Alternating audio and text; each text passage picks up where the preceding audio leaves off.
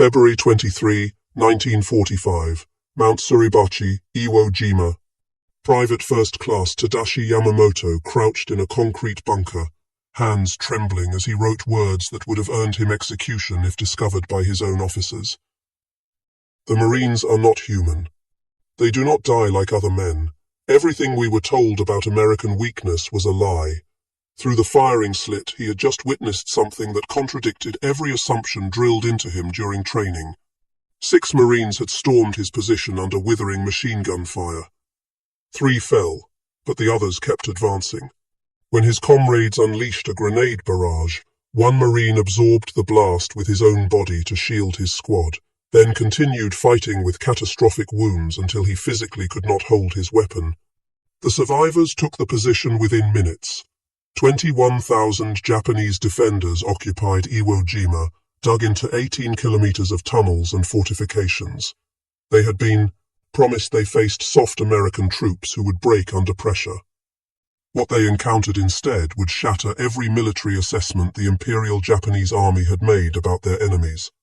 The mathematics of this miscalculation were being written not in strategic plans, but in the savage reality of close-quarters combat that would leave 26,000 Marines as casualties in just 36 days. The collapse of Japanese confidence had begun long before Iwo Jima.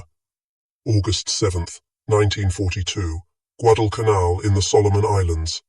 Corporal Hideo Takahashi, veteran of the China campaign where Japanese forces had seemed invincible, wrote in his diary after the first week of fighting, "The Americans who landed are different from any enemy we have faced.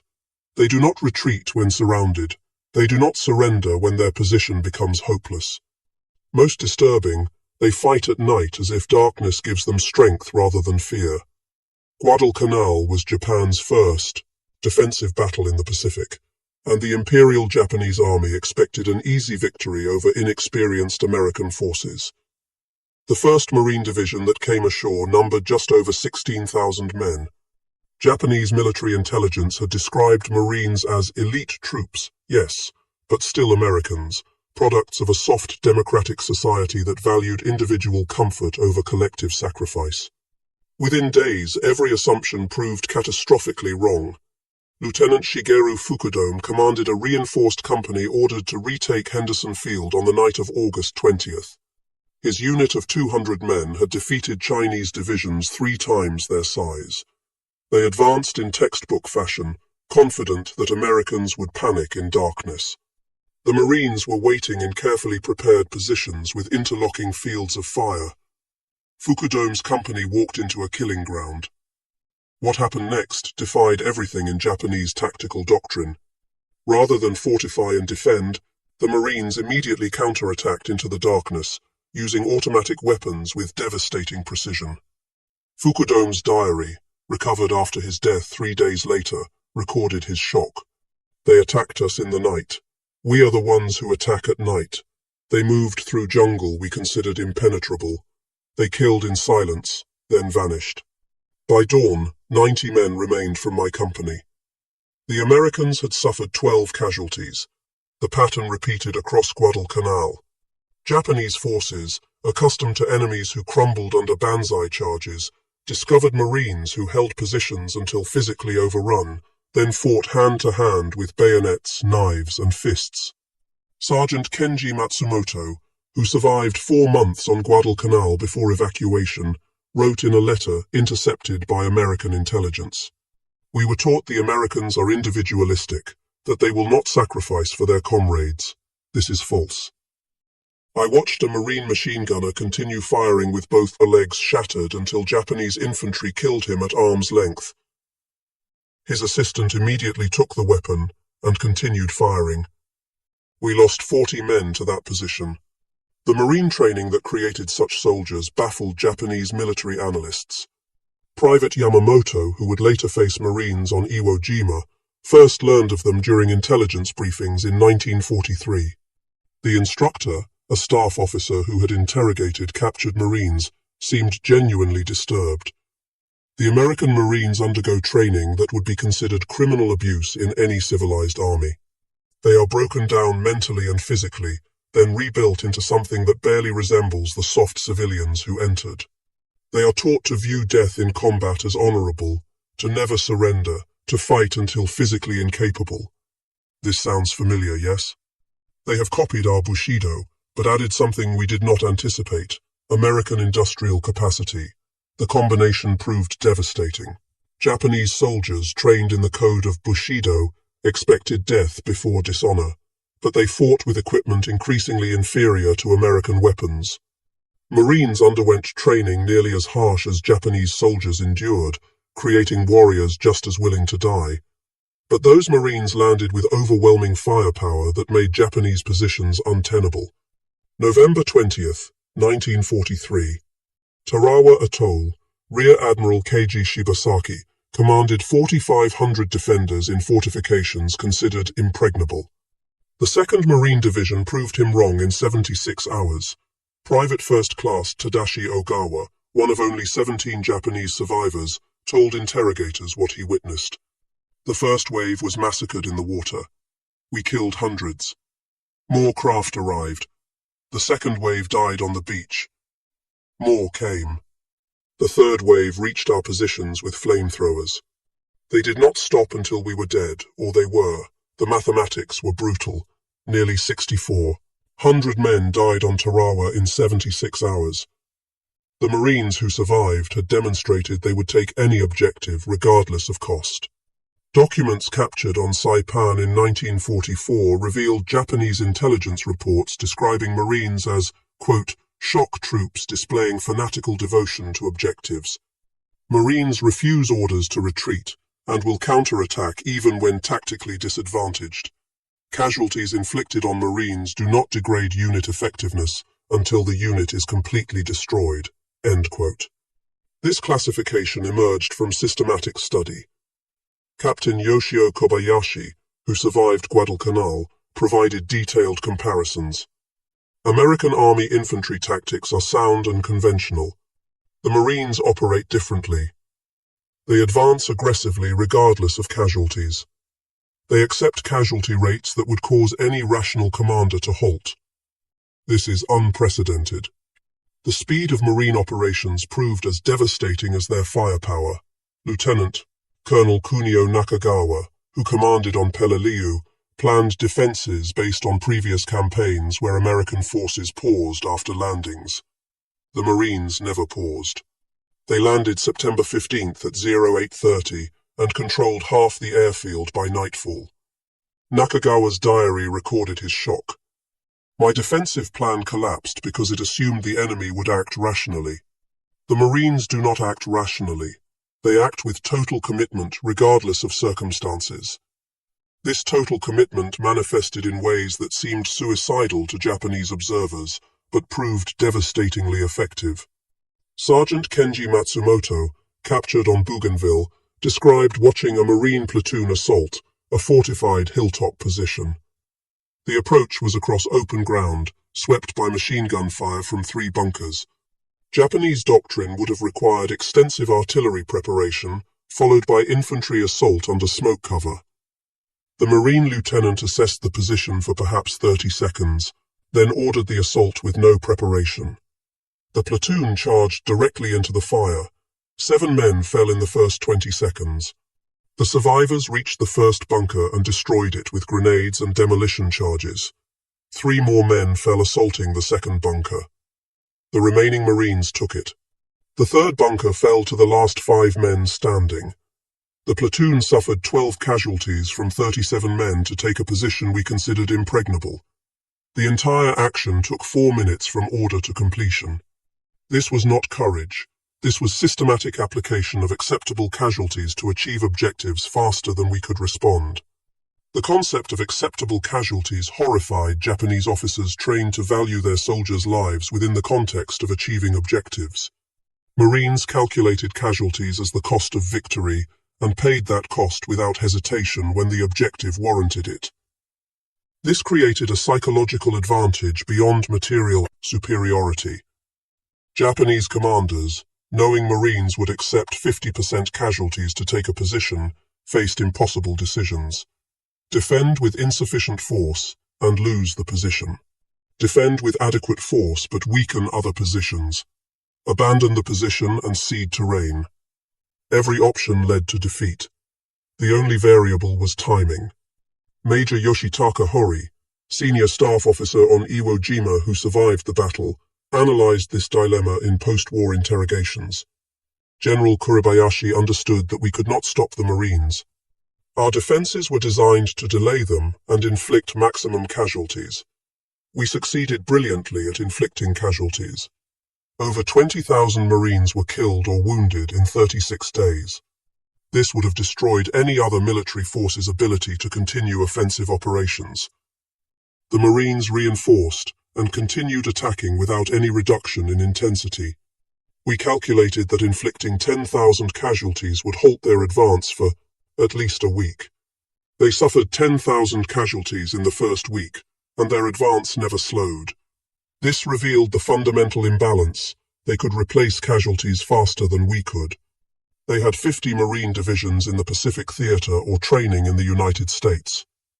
We had finite defenders on each island. Mathematics dictated our defeat. The mathematics extended beyond simple manpower. Marines landed with logistical support that enabled sustained operations at intensities Japanese forces could not match. Second Lieutenant Toshio Yamamoto, captured on Saipan, witnessed the contrast firsthand during a nighttime infiltration. I led a patrol to observe American positions 3 days after their landing. We expected to find exhausted troops with limited supplies, as Japanese forces would have been after 3 days of intense combat on a contested beachhead.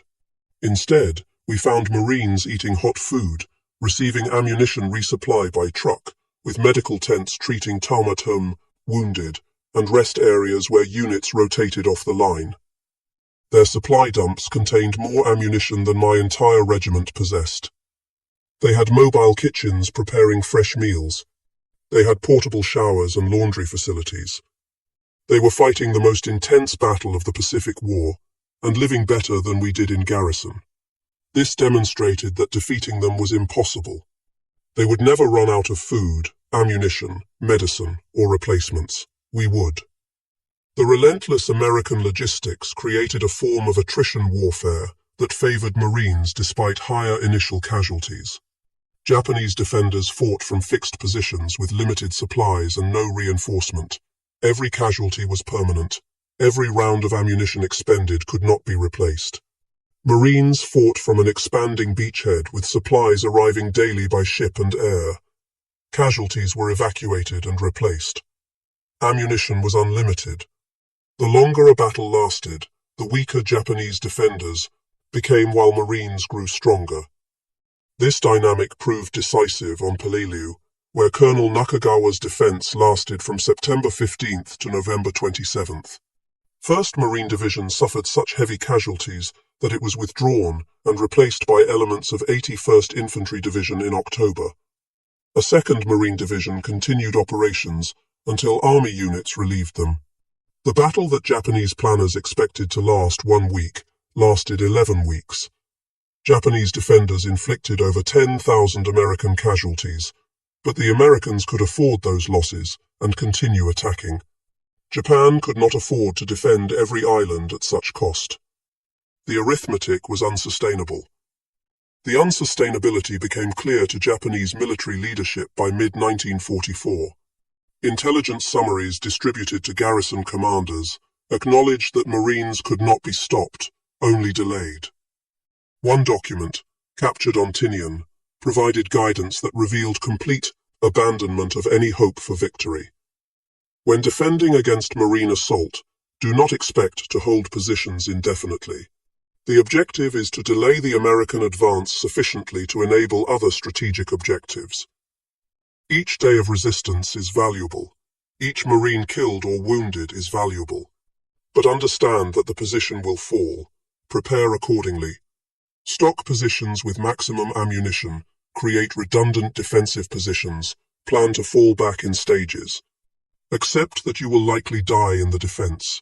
Your sacrifice buys time for the Empire. There is honor in this sacrifice even without victory. This grim calculus defined Japanese defensive strategy for the final year of the Pacific War, defenders no longer fought to win battles. They fought to make those battles so costly that Americans might negotiate rather than invade Japan itself.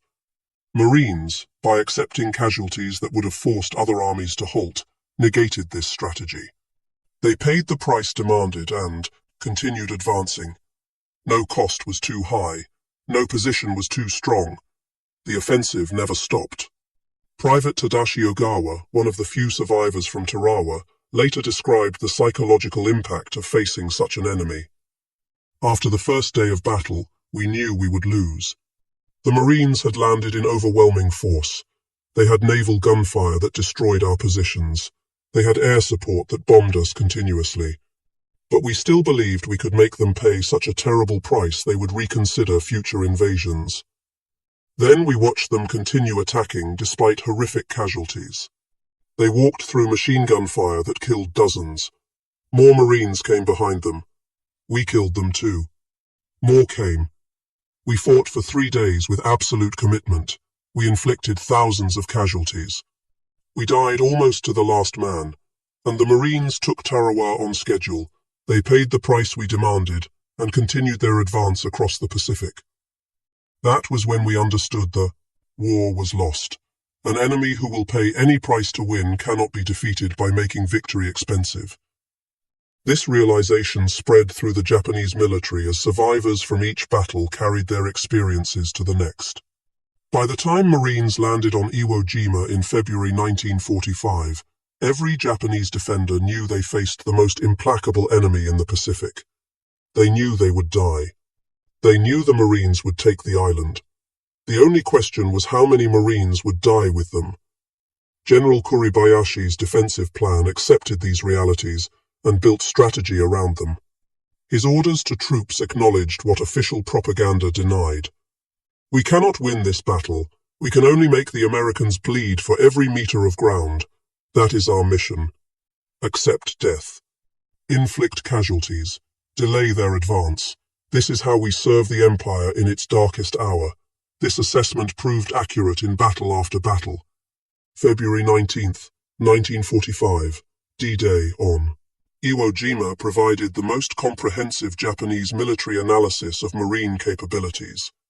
General Tadamichi Kuribayashi, arguably the most capable defensive commander Japan fielded in the Pacific, spent months studying marine tactics and creating defenses specifically designed to defeat them. His preparations were extraordinary. But before Iwo Jima tested Kuribayashi's theories, Marine raiders had demonstrated capabilities beyond standard excellence. These elite units conducted deep penetration operations that created terror disproportionate to their small numbers. Japanese forces discovered that raiders operated in darkness with devastating effectiveness. Colonel Kiyono Ichiki learned this fatally on Guadalcanal in August 1942. His 900 men had defeated Chinese forces through aggressive night attacks. Japanese doctrine held that Americans feared darkness. Ichiki planned a textbook night assault against Marine positions on the Tanaru River. Raiders from 1st Marine Raider Battalion waited in prepared positions. Ichiki's force waded into the river at 01:30 hours on August 21st. Raiders opened fire at point-blank range with automatic weapons, supported by pre-registered artillery. The battle lasted 20 minutes. Japanese casualties exceeded 700 killed. Marine casualties numbered 35. The raiders were eventually disbanded and integrated into regular Marine divisions in 1944, but their tactics spread throughout the Corps. By Iwo Jima, standard Marine infantry employed techniques raiders had pioneered. Night patrols probed continuously. Small units made independent decisions. Communications allowed unprecedented coordination.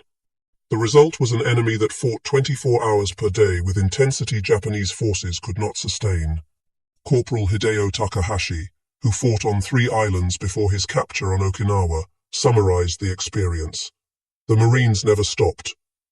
Day attacks, with overwhelming firepower. Night attacks by small units infiltrating our positions.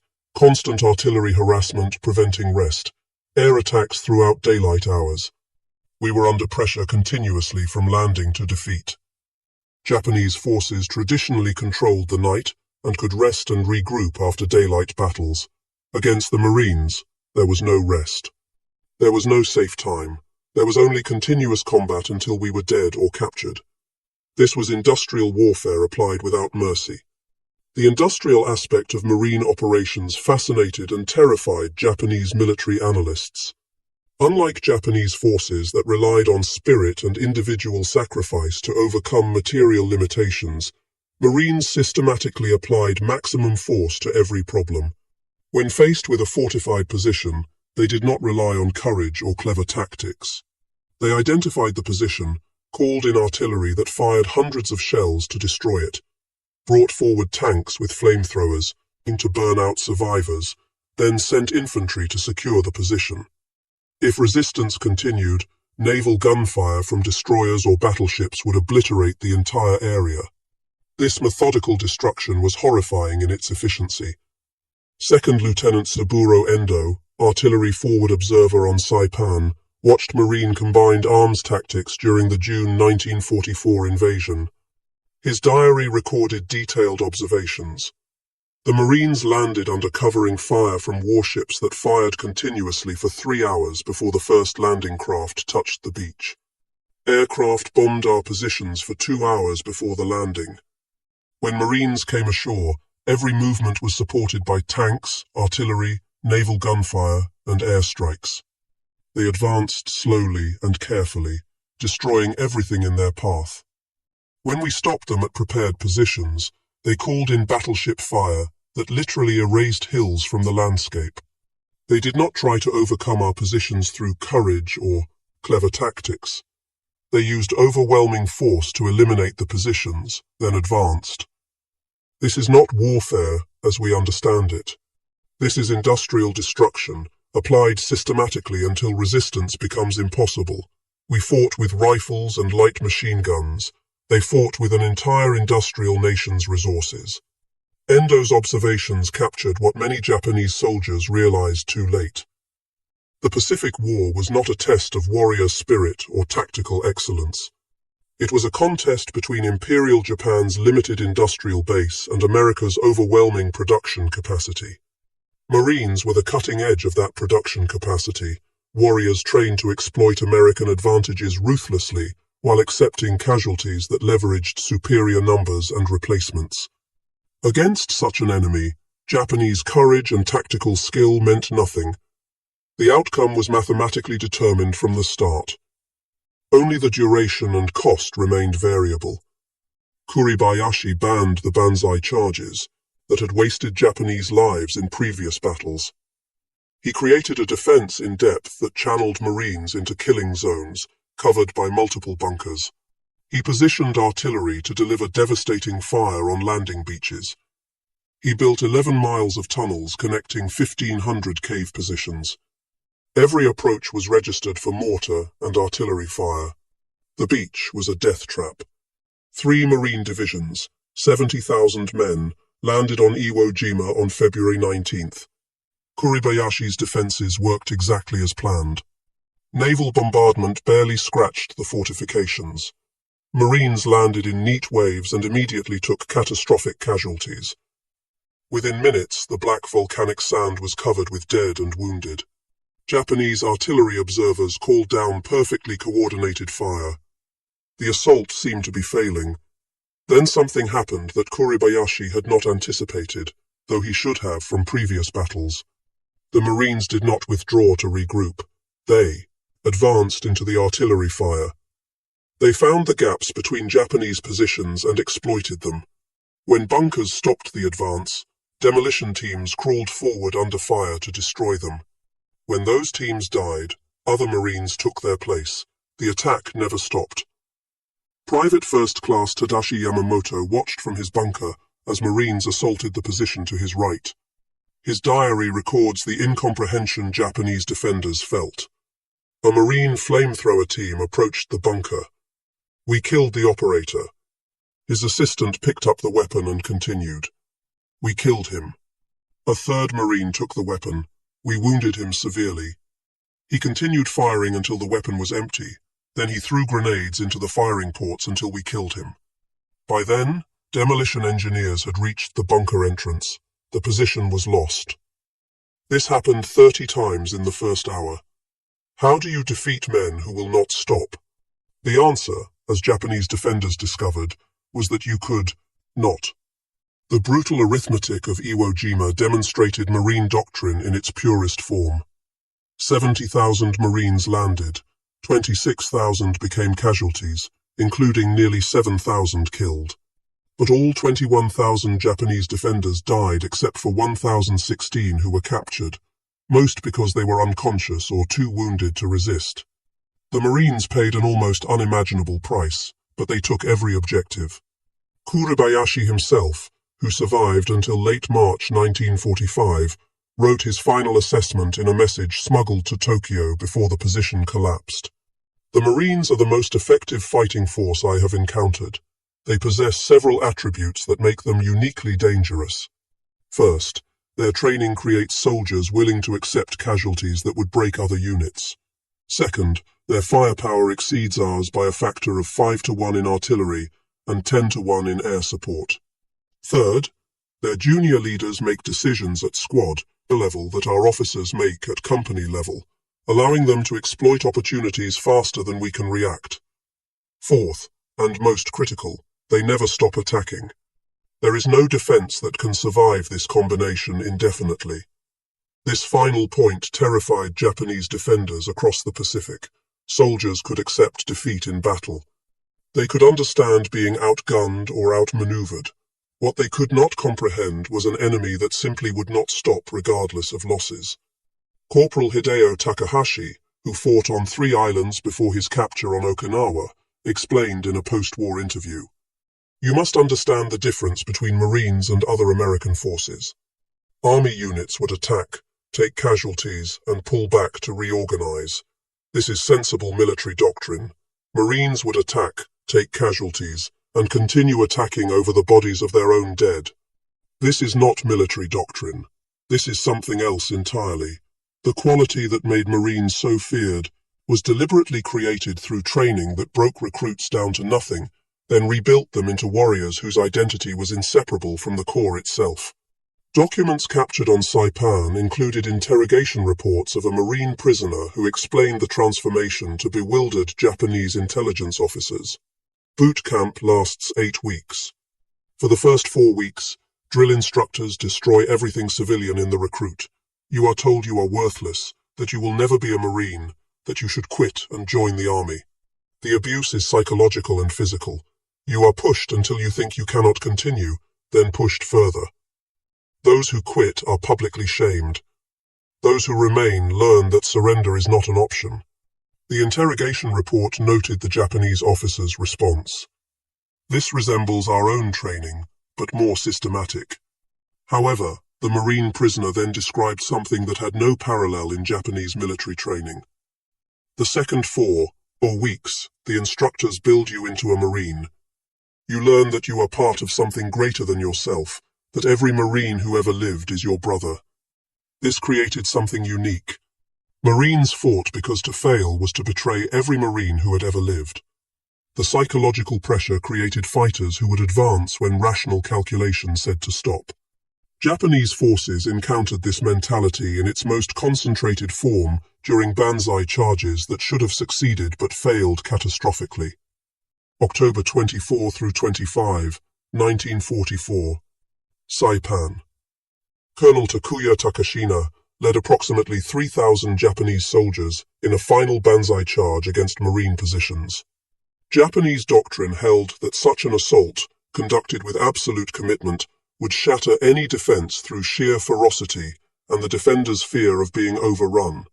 The Marines of the 27th Infantry Division, positioned in the attack's path, were mostly sleeping when the charge began at 0300 hours. Japanese soldiers poured into the Marine lines screaming, "Bayonets fixed," overwhelming forward positions through sheer numbers. Traditional doctrine would call for a fighting retreat to regroup. The Marines counterattacked immediately. Officers and sergeants organized desperate defensive stands at key positions. Marines used every weapon available, from artillery firing at point-blank range to trench knives in hand-to-hand combat. The fighting lasted 4 hours. When dawn broke, Japanese bodies covered an area 500 meters deep. American casualties numbered 90 killed and 247 wounded. 3,000 Japanese soldiers died. Private First Class Takeshi Yoshida survived the charge with severe wounds. His interrogation report, filed 3 days later, captured the shock Japanese soldiers felt. We were told that Americans fear close combat, that they rely on firepower because they are cowards at heart. We charged into their positions expecting them to break. They fought us hand to hand and defeated us. I saw a Marine sergeant kill 7 men with a bayonet and a pistol before he fell. This is not cowardice. We were lied to. The lies extended to every aspect of Marine capabilities. Japanese propaganda had spent years describing Americans as soft, individualistic people who could not withstand hardship. Marines sleeping in foxholes filled with water, eating cold rations for weeks, fighting in 100-degree heat with 80% humidity, contradicted those claims. Japanese soldiers, supposedly trained for hardship, watched Marines thrive in conditions that taxed Japanese endurance to its limits. Corporal Kenji Matsumoto, who survived Guadalcanal before transfer to Bougainville, where he was captured in February 1944, described the contrast in conditions. We were on reduced rations by September 1942, rice twice per day, sometimes less. We supplemented with anything edible we could find in the jungle. We watched the Marines eat 3 full meals daily, sometimes more. They received regular resupply by air and sea. They had fresh water, medical supplies, ammunition without limit. We realized we were fighting an enemy who would never run out of resources. That understanding broke something in us. The material superiority Marines enjoyed was devastating. When faced with fortified bunkers, Marines called in artillery that delivered hundreds of shells in minutes, brought forward Sherman tanks with flamethrowers, and used naval gunfire that could level hills. If that failed, demolition teams would pack hundreds of pounds of explosives against positions. Lieutenant Shigeru Fukudome, before his death on Guadalcanal, wrote the most comprehensive analysis of Marine combined arms tactics captured during the war. The Marines do not fight like individual soldiers. They fight like the parts of a single machine. Riflemen fix our position. Machine gunners suppress our fire. Mortarmen deliver smoke to blind our observers. Artillery destroys our bunkers. Tanks advance with infantry following.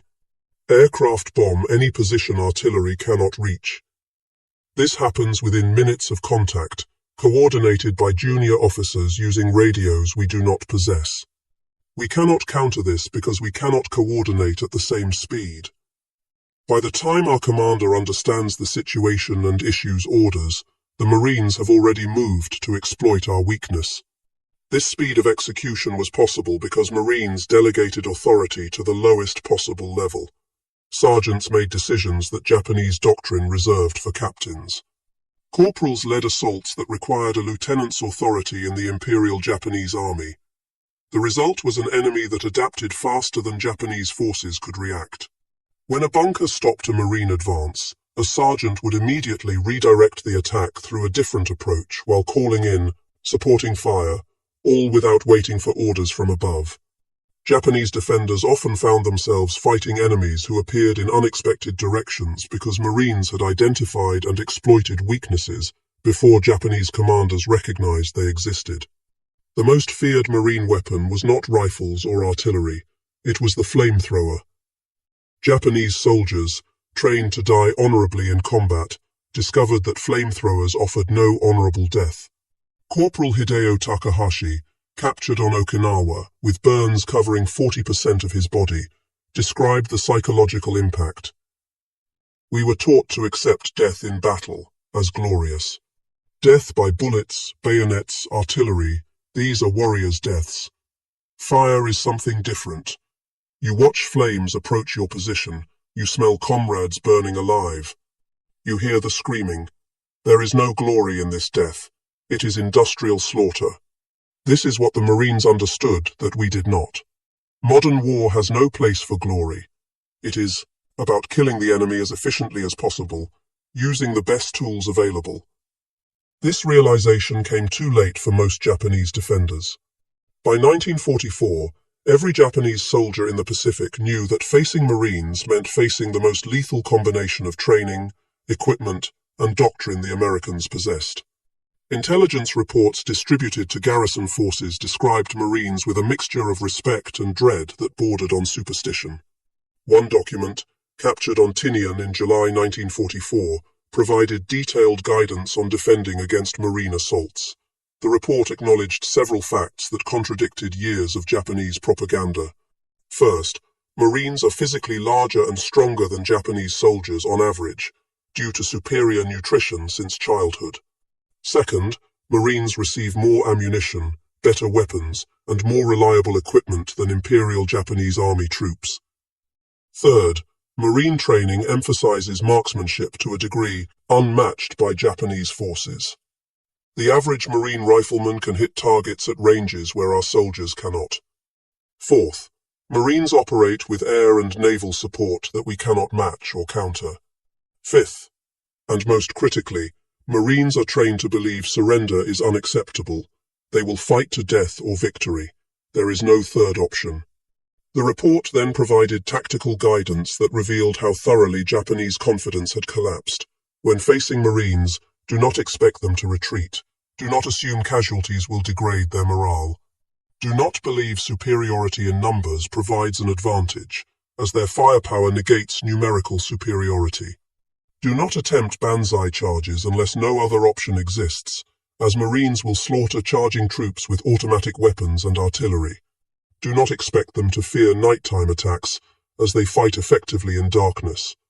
The only effective defense is prepared positions protected by interlocking fields of fire, with multiple fallback positions prepared in advance, and with the understanding that the position will eventually fall. The goal is not to stop the Marines, but to exact maximum casualties before the position is overrun. This defensive doctrine acknowledged reality but offered no path to victory. General Tadamichi Kuribayashi, preparing Iwo Jima's defenses in early 1945, understood this perfectly. He wrote to his wife in January, 1 month before the invasion. "I am asked to defend Iwo Jima against American Marines. This is a mathematical problem with only one solution. The Marines will land with 70,000 men. They will have complete control of sea and air. They will bring unlimited ammunition and supplies. They will attack until Iwo Jima falls. My mission is not to defeat them, that is impossible. My mission is to make them pay such a terrible price that the Americans will reconsider invading the home islands. Every day I keep them fighting is a day the Empire has to prepare. Every Marine killed is one less enemy in the final battle." Kuribayashi's strategy reflected the evolution of Japanese defensive doctrine from confident aggression to desperate attrition. The Marines who landed on Iwo Jima on February 19th faced defenses designed not to repel them, but to bleed them in ways that would destroy American resolve. Every bunker was positioned to require direct assault. Every cave entrance was covered by multiple firing positions. Every meter of ground cost lives to take. The strategy failed because it misunderstood Marine culture. High casualties did not break Marine morale. They reinforced it. Every fallen Marine demanded vengeance. Every day of brutal combat strengthened survivors' determination to win. The worse the fighting became, the harder Marines fought. This was incomprehensible to Japanese military thinking, which assumed that even fanatical troops had a breaking point. Private First Class Tadashi Yamamoto, who survived until March 10th before dying in his bunker, wrote his final diary entry the night before. "Tomorrow the Marines will reach this position. We have killed hundreds of them in the past 3 weeks. More arrive every day. They do not weaken. They do not slow down. They do not stop. I thought our spirit was stronger than American materialism. I was wrong. The Marines have both spirit and material. They have courage equal to ours, combined with weapons and supplies we cannot match. They are what we claim to be. We are what we claimed they were. This is the truth we die knowing." His bunker was destroyed the next morning by a Marine demolition team after a 6-hour battle that killed all 11 defenders and wounded 3 Marines. The position delayed the Marine advance by exactly 40 minutes before being bypassed by other units that continued advancing while combat engineers reduced the bunker. This pattern repeated across Iwo Jima thousands of times. Japanese defenders fought with desperate courage, inflicting terrible casualties, achieving nothing except their own deaths. The campaign ended on March 26. The final statistics told the story of what happened when Marines fought the best defenses Japan could create. 21,000 Japanese defenders died. 1,016 surrendered, most because they were unconscious or physically incapable of resistance. The Marines suffered 26,000 casualties from 70,000 men committed. Nearly 40% casualties. Any other military force would have required months to recover. 3rd, 4th, and 5th Marine Divisions were back in action within 6 weeks. This ability to absorb casualties and continue fighting became the defining characteristic that most terrified Japanese defenders. Corporal Kenji Matsumoto, imprisoned in Hawaii after his capture, explained in a 1946 interview what Japanese soldiers felt facing Marines. The worst part was knowing they would never stop. You could kill half a Marine unit, and the survivors would continue attacking. You could wound their leaders, and sergeants would take command. You could fight them to exhaustion, and they would attack again the next day. There was no way to win. You could only kill them until they killed you. That is not war. That is mutual annihilation. And the Marines had more men than we did. The American industrial capacity that produced waves of replacement Marines astonished Japanese military planners. Intelligence reports from late 1944 noted that Marine divisions suffered 75% casualties on Peleliu in September 1944, then returned to full strength within 3 months. Those replacements landed on Iwo Jima in February and fought with the same effectiveness as veterans. This ability to regenerate defeated units was beyond Japanese capability. The Imperial Japanese Army had no comparable training system, no replacement pipeline that could maintain unit quality while absorbing catastrophic losses. American efficiency extended to every aspect of Marine operations. Wounded Marines received medical treatment within minutes of being hit. Casualty evacuation by air and sea moved wounded men from battlefield to hospital ship in hours. Blood plasma, antibiotics, surgical care that saved lives at rates unprecedented in military history. Japanese wounded often died from lack of medical supplies, from infected wounds, from injuries that American medicine routinely treated. Captured Japanese soldiers watched Marines who should have died from wounds that would have killed Japanese soldiers instead survive to fight again. The final humiliation came after Japanese surrender in August 1945. Marines occupied Japanese home islands, expecting resistance from a population indoctrinated to die rather than submit. Instead, they found exhausted people grateful the war had ended. Private First Class Takeshi Yoshida, repatriated in 1946 after recovering from wounds received on Saipan, described his return home. Everything we were told was lies. The Marines did not torture prisoners. They provided food, medical care, shelter. They treated us better than our own officers had. The Americans were not barbarians. We were the barbarians. This knowledge destroyed what remained of our faith in the empire. Thousands of former Japanese soldiers reached similar conclusions. The post-war interrogation reports revealed common themes: respect for Marine fighting qualities, bitterness toward Japanese leadership that had lied about American capabilities, recognition that the war had been hopeless from the start because Japan could not match American industrial capacity or the fighting quality of troops like the Marines. The most comprehensive assessment came from General Tadamichi Kuribayashi's final message from Iwo Jima, delivered through desperate radio transmission on March 21st, 5 days before the island fell. He wrote, "I have fought the Marines for 31 days. They are the finest soldiers I have encountered. Their training is superior, their equipment is overwhelming, their courage equals ours, and their numbers are endless. Japan cannot defeat such an enemy. We can only die fighting them, and hope that our sacrifice buys time for peace negotiations that preserve something of our nation. To my fellow officers preparing to defend the home islands, know this: the Marines will come. You cannot stop them. You can only make them pay in blood for every meter of ground. Perhaps if the price is high enough, they will negotiate rather than destroy everything. That is our only hope. That hope died with the atomic bombs in August. But Kuribayashi's assessment of Marines proved accurate. They were the tip of the spear that broke Japanese defensive lines across the Pacific.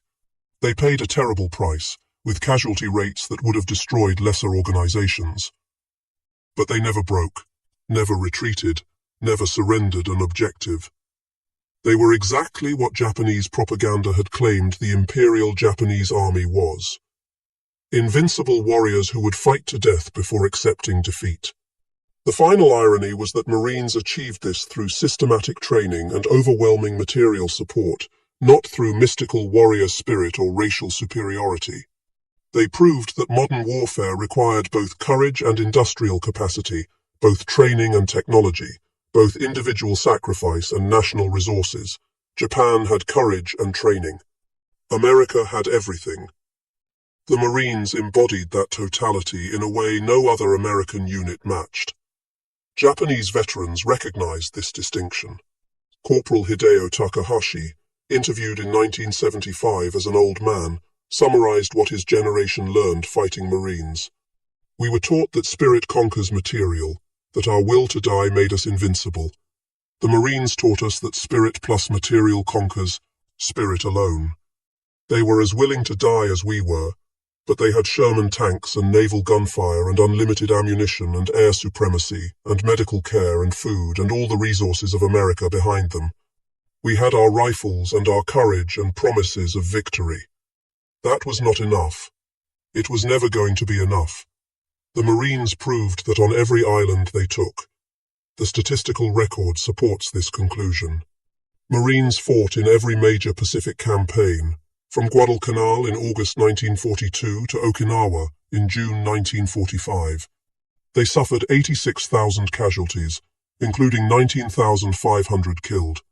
But they never failed to take an objective, never abandoned a position once captured, never gave Japanese forces reason to believe Marines could be defeated through superior tactics or fighting spirit.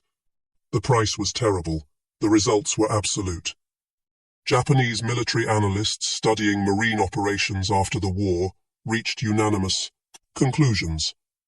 The Marines represented the ultimate expression of American military power. They combined warrior ethos matching Japanese Bushido with industrial resources matching American production capacity.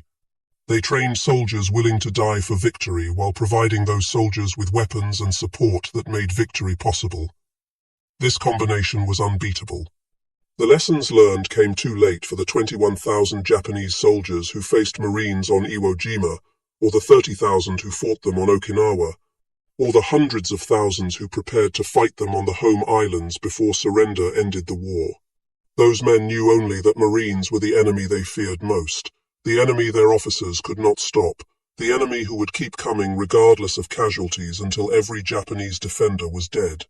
Private First Class Tadashi Yamamoto's final diary entry, written hours before his death in a bunker on Iwo Jima, captured this knowledge. He wrote, "The Marines will win, not because they are braver than we are, not because they want victory more than we do. They will win because their nation gives them everything they need to win, and they will use those resources without mercy until we are all dead." This is the truth our leaders should have told us. We are samurai fighting with swords against men with machine guns, who also have the spirit of samurai. There was never any hope. There was only death. His bunker fell the next day. The Marines who cleared it found his diary and forwarded it to intelligence officers who translated it and filed it among thousands of similar documents. The words captured a truth that Japanese soldiers across the Pacific had learned through brutal experience. Fighting the Marines was not like fighting other American forces. It was not like fighting British or Chinese or any other enemy.